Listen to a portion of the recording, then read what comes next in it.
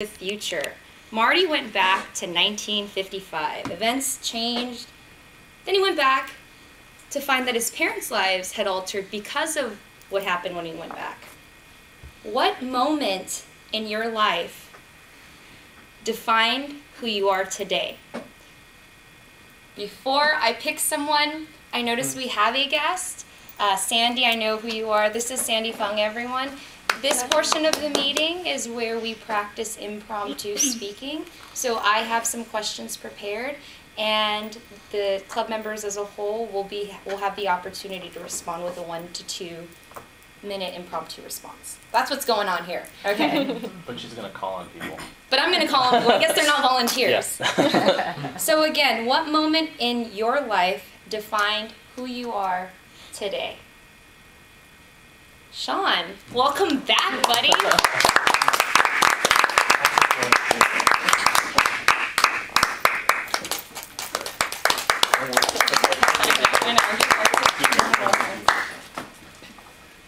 Fellow Toastmasters, it's good to be back talking to you guys again. I'm a little rusty, but I'll give it my best shot. First of all, I'd like to say that Back to the Future movie, I love it. I thought the mom was super hot. I did not realize that she was younger, or it's the same woman, you know, and they made her prosthetics make her look older in 1985. So, anyways, the moment that defined me currently is actually pretty personal. So I'm gonna tell you guys a big secret. Please do not tell my bosses, and please do not tell anybody else at work. So in college, I joined a fraternity, and apparently we do a lot of bad things in a fraternity. In junior year of college, we got caught up with some bad stuff. I ended up having to go to the administration, having to talk to the dean, the vice chancellor, and the conclusion was that I got suspended from school for a year. Being suspended from school, I had to learn everything. I used to be in the Navy. I got kicked out of the Navy. Because of that, I ended up straddling. I got a job, you know, making apps for phones. That led me to a job at Boeing, which eventually got me a job here. So fellow Toastmasters, stuff happens. You just have to learn how to recover. Good luck. So thank you. There's a lot of movement and activity in your life I didn't know about, Sean. It's like you're a cat, you've lived so many lives. Thank you, and it's good to have you back. My next question. The infamous DeLorean was Doc Brown's time-traveling device of choice. If you created your own time-traveling machine, device, object, wormhole, what would it be, and how would you operate or activate it? Doug.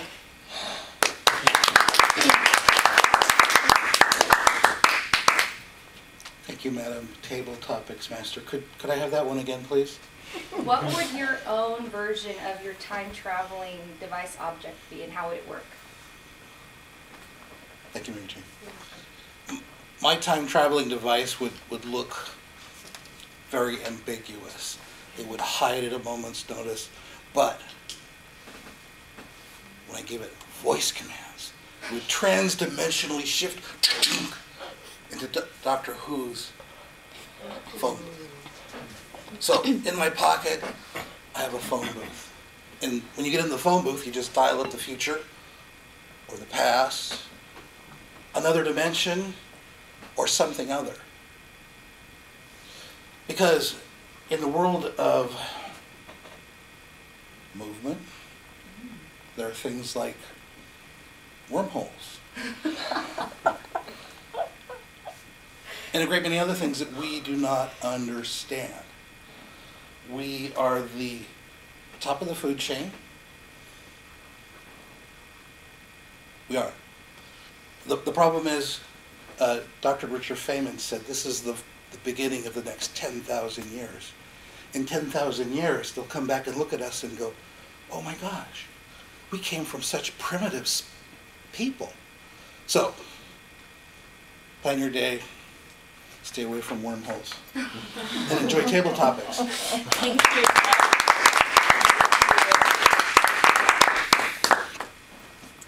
know, pop culture gives us a lot of different ideas for different time traveling objects. Harry Potter, one of my favorite, is the porthole key. If any of you guys are fans, no, just me. Okay.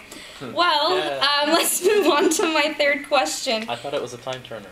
No, it's a porthole key. Yeah, but that's a teleport. Oh my gosh. Who's the Harry Potter fan? I know. Okay. You know, we're talking about Back to the Future, which was 30 years ago. Say the 2045, 30 years from now, version of you comes back to 2015 with a message for you. What would they say? And what question would you ask your 30-year-old future self, Atia?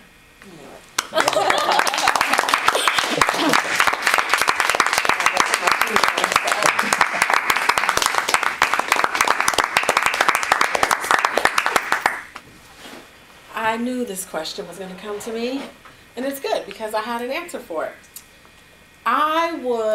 You said what would my 30-year-old self ask? Tell you, and what would Tell you me. ask them? Okay, she would tell me, stay in school. Because one of the things that I share now with younger people is don't be in a rush to graduate from college until you've got what you need. I think that I got caught up in the finishing four and having technically the units that was needed instead of really focusing on having my GPA exactly where I wanted it and all of the classes maybe to really do what I wanted to do. And now, I won't say exactly how many years later, I feel that somewhat has bit me in the butt, for lack of a better phrase, because I could have stayed a little longer and maybe solidified myself a little bit more. But you start thinking about loans and your parents are get out of school, all those things. If I was to ask myself a question from the future, it would probably be, what really is going to make me happy for the long haul?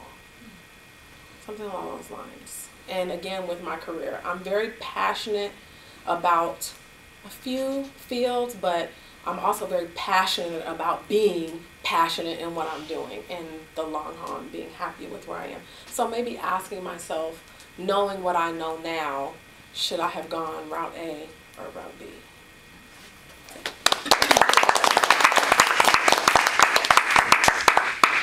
My next question is for our guests. If you would like to participate, Sandy, I know you have no fear of speaking in front of people, so I'm volunteering you.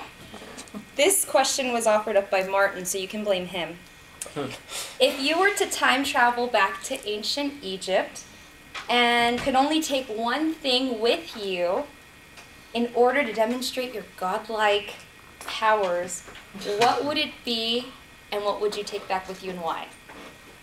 You want to do it? Of course you do.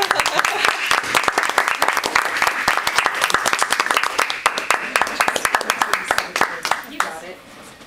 So, what would I bring back? The cellular phone. The smartphone. No, I'm just kidding. No. I think if I could bring back one thing, I think I would bring back a, what do you call it? A little private plane or jets, whatever you call it. Because nowadays, if you have to travel, it was so hard. Back in the day, people could ride on horses, it's fine. But now, I was like, God, it's such a long drive, traffic on the 405. And if I'm in Egypt or something, oh my God, the desert. Wouldn't it be easier if we could just hop on the little plane and just fly wherever you want to go? But, of course, I have to bring fuel. So, actually, two items. The plane and the fuel. Because I'm not going anywhere when the fuel is gone. So I could choose, right? I just pack it all up into a little plane and just fly wherever I want. And I guess that's the item I want to bring with me.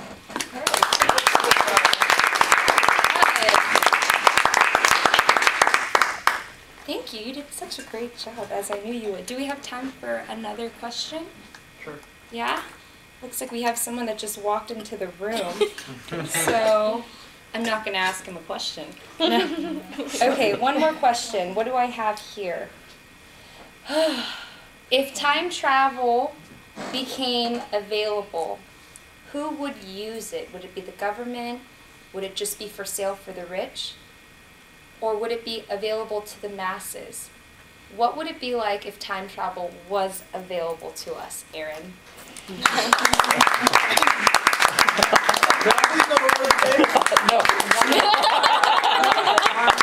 Or movement.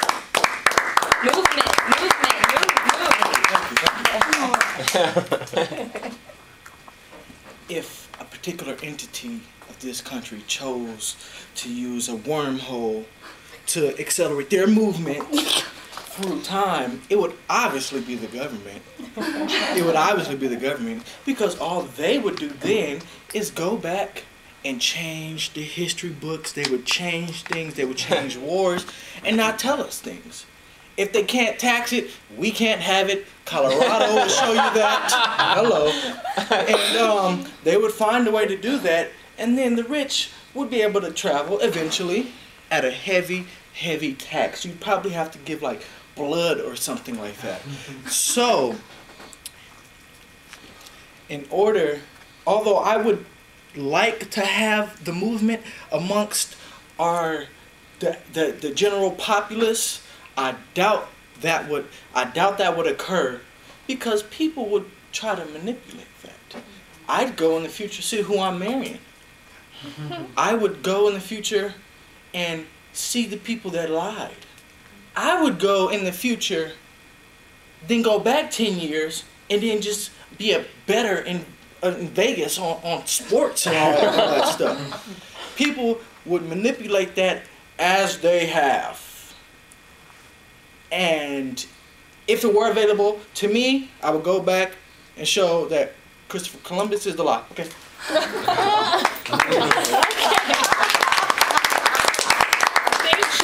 Thank you, Aaron, and thank you, everyone, for your responses. I think we had a very fun time with time traveling. But to conclude, think about it. We are all time traveling, just at 60 seconds per minute. Mr. Toastmaster.